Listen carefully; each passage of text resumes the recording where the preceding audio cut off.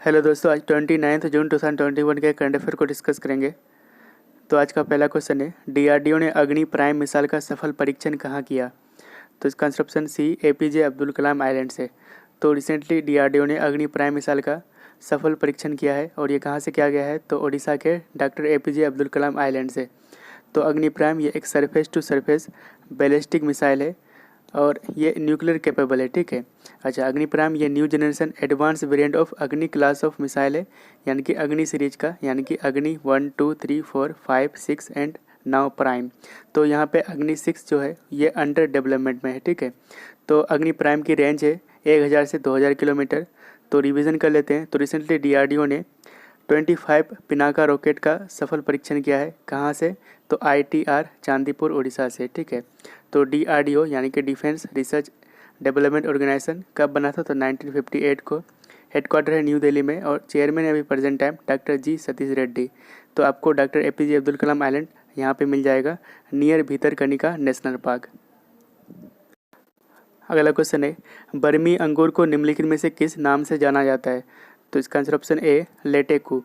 तो Burmese grapes, इसको Assamese language में लेटेकू कहा जाता है और ये अभी चर्चा में क्यों है? क्योंकि रिसेंटली इसका फर्स्ट कंसाइनमेंट यानी कि पहला खेप दुबई को एक्सपोर्ट किया गया है फ्रॉम गुवाहाटी। तो रिवीजन कर लेते हैं। तो रिसेंटली रेड राइस, जिसको हम बाओ धान के नाम से जानते हैं, इसको यूएसए में एक्सपोर्ट किया गया है फ्रॉम असम और ये आयरन रिच रेड राइस को ब्रह्मपुत्रा वैली में उगाया जाता है, ठीक है, without use of any chemical fertiliser. तो किसी भी केमिकल फर्टिलाइज़र का इस्तेमाल किए बिना इसको ब्रह्मपुत्रा वैली में उपजाया जाता है, ठीक है। तो असम से अभी जीआई सर्टिफाइड काजी नींबू, जिसको असम लेमन कहा जाता है, ठीक है, इसको एक्सपोर्ट किया गया लंदन को। अगला क्वेश्चन है, रवि विजय कुमार मल्लिमथ किस हाईकोर्ट के कार्यवाहक मुख्य न्यायाधीश यानी कि एक्टिंग चीफ जस्टिस बने? तो इसका आंसर ऑप्शन है बी, हिमाचल प्रदेश के। तो आर्टिकल 223 के अकॉर्डिंग प्रेसिडेंट अपॉइंट कर सकता है हाईकोर्ट के किसी भी जज को as a acting chief justice of high court, ठीक है। कब कर सकता है? जब चीफ जस्टिस का ऑफिस वैकेंट हो, या फिर टेम्परेरी एब्सेंट हो, या फिर अनेबल टू परफॉर्म ड्यूटीज़, यानी कि he is unable to perform duties. तो इम्पोर्टेंट फैक्ट जान लेते हैं। तो अभी total number of high court है 25। लेटेस्ट हाई कोर्ट बना है Andhra Pradesh and Telangana high court 2019 में। एंड ओल्डेस्ट हाई कोर्ट है इंडिया का कलकत्ता हाई कोर्ट। कब बना था? तो 1862 को। तो 2021 में चीफ जस्टिस हाई कोर्ट के कौन कौन बने, तो इसको देख लेते हैं। तेलंगाना हाई कोर्ट के चीफ जस्टिस बने हिमा कोहली, आंध्र प्रदेश के अनूप कुमार गोस्वामी, गुवाहाटी के सुधांशु धूलिया एंड मध्य प्रदेश के मोहम्मद रफ़ीक, ठीक है, याद रखिएगा इनको। अगला क्वेश्चन है, anomalies in law and justice पुस्तक के लेखक कौन है? तो इसका answer option B, R V. Ravindran, ठीक है। तो आर.वी. रविंद्रन के द्वारा, जो कि फॉर्मर जज ऑफ सुप्रीम कोर्ट थे, इनके द्वारा anomalies in law and justice book लिखा गया है और इस बुक को रिलीज़ किया है एन.वी. रमन, जो कि अभी प्रेजेंट टाइम इंडिया के चीफ जस्टिस है, ठीक है। अगला क्वेश्चन है, राष्ट्रीय सांख्यिकी दिवस यानी कि नेशनल स्टैटिस्टिक्स डे कब मनाया जाता है? तो इसका आंसर ऑप्शन ए, हर साल 29 जून को नेशनल स्टैटिस्टिक्स डे मनाया जाता है और इसको फर्स्ट टाइम मनाया गया था 2006 में और इसको मनाया जाता है on the birth anniversary of PC Mahalanobis, ठीक है। और पीसी महालानोबिस को फादर ऑफ इंडियन स्टैटिस्टिक्स कहा जाता है। अच्छा, पीसी महालानोबिस ये फर्स्ट प्लानिंग कमीशन के मेंबर रह चुके हैं, ठीक है। तो इस बार 2021 की थीम है and hunger, achieve food security and improve nutrition and promote sustainable agriculture, यानी कि इसको हम सस्टेनेबल डेवलपमेंट गोल 2 भी कहते हैं, ठीक है। अगला क्वेश्चन है, कैनोपी सेवरेंस सिस्टम निम्नलिखित में से किसके द्वारा बनाया गया है?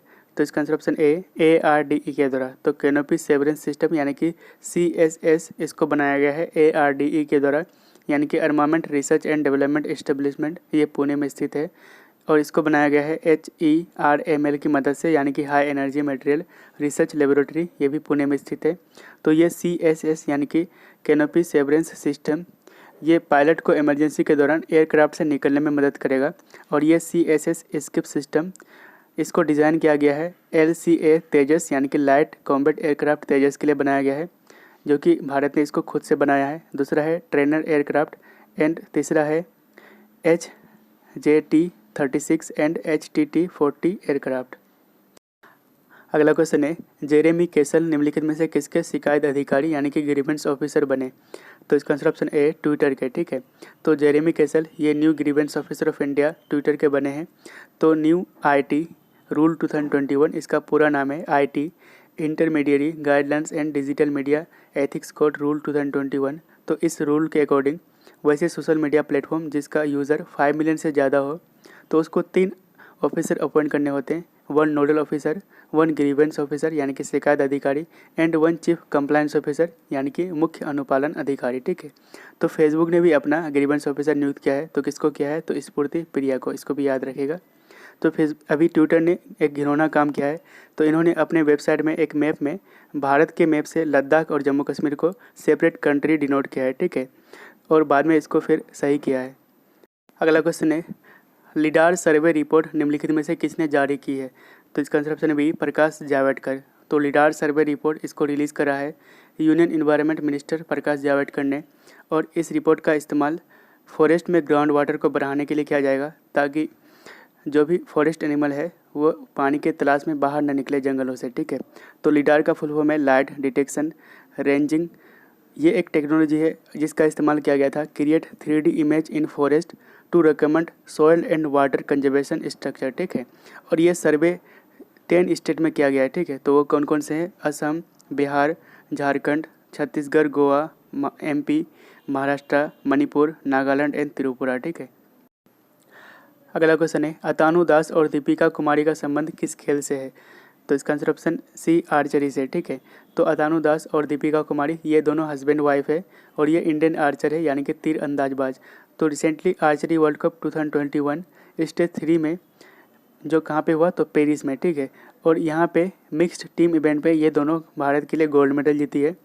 तो इंडिया के पास इस इवेंट में टोटल 4 गोल्ड मेडल आए हैं और इसमें अभिषेक वर्मा भी इंडिया के लिए गोल्ड मेडल जीती है, ठीक है। तो दीपिका कुमारी ये इस इवेंट में टोटल 3 गोल्ड मेडल जीती है यानी कि इंडिविजुअल इवेंट में, मिक्स्ड एंड टीम इवेंट में, ठीक है। तो ये 3 गोल्ड मेडल जीतकर विश्व का 1 नंबर आर्चर बन चुके हैं, ठीक है। और ये ओनली इंडियन वुमन आर्चर है जो भारत के लिए रिप्रेजेंट करेंगे टोक्यो ओलंपिक में। अगला क्वेश्चन है, अमित पंघाल का संबंध निम्नलिखित में से किस खेल से है? तो इसका आंसर ऑप्शन बी बॉक्सिंग से। तो अमित पंघाल ये इंडियन बॉक्सर है और ये विश्व का 1 नंबर बॉक्सर बन चुका है इन मेंस 52 कैटेगरी में, ठीक है। तो ये रैंकिंग रिलीज़ करा है इंटरनेशनल ओलंपिक कमेटी IOC के BTF यानी कि बॉक्सिंग टास्क फोर्स ने, ठीक है।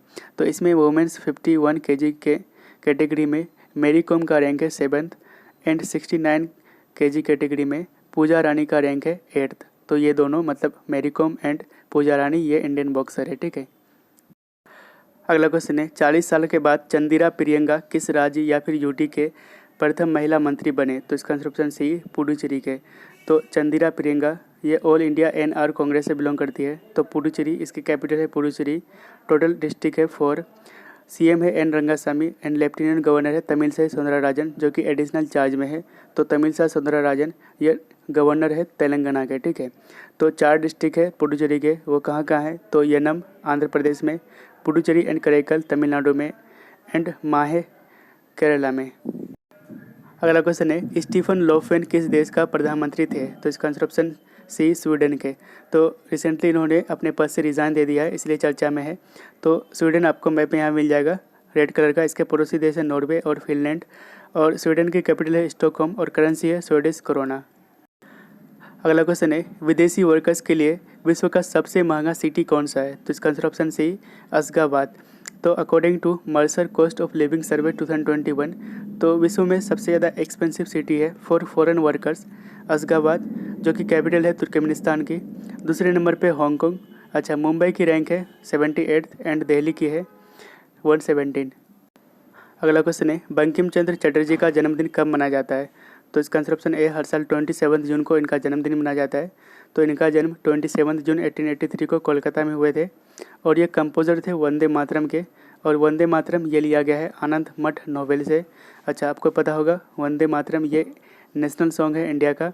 तो इनका नोटेबल बुक देख लेते हैं जो इम्पोर्टेंट है। तो देवी चौधरानी, कपिल कुंडला एंड दुर्गेश नंदिनी। अगला क्वेश्चन है, क्रिकेट के सभी फॉर्मेट में डेब्यू करने वाले सबसे युवा भारतीय खिलाड़ी कौन बने? तो इसका answer option B Shefali Verma. तो शेफाली वर्मा हाल ही में ओडीआई में डेब्यू की है और ये ओडीआई खेला जाएगा इंग्लैंड के अगेंस्ट। और ये वर्ल्ड्स यंगेस्ट खिलाड़ी कौन बना है जो ऑल फॉर्मेट खेला है, तो वह है मुजीबुर रहमान जो अफगानिस्तान से है। ठीक है, अगला क्वेश्चन है अंतर्राष्ट्रीय MSMES दिवस कब मनाया जाता है। तो इसका आंसर ऑप्शन ए हर साल 27 जून को इसको मनाया जाता है। तो इंटरनेशनल MSME यानी कि micro small medium size enterprise day हर साल 27 जून को मनाया जाता है और इसको डिजिग्नेट किया गया था यूनाइटेड नेशन जनरल असेंबली के द्वारा इन 2017। ठीक है, तो इस बार 2021 की थीम है MSMES 2021 की to an inclusive and sustainable recovery. अगला क्वेश्चन है स्टाइरियन ग्रैंड प्रिक्स निम्नलिखित में से किसने जीता। तो इसका answer option A M Verstappen. ठीक है,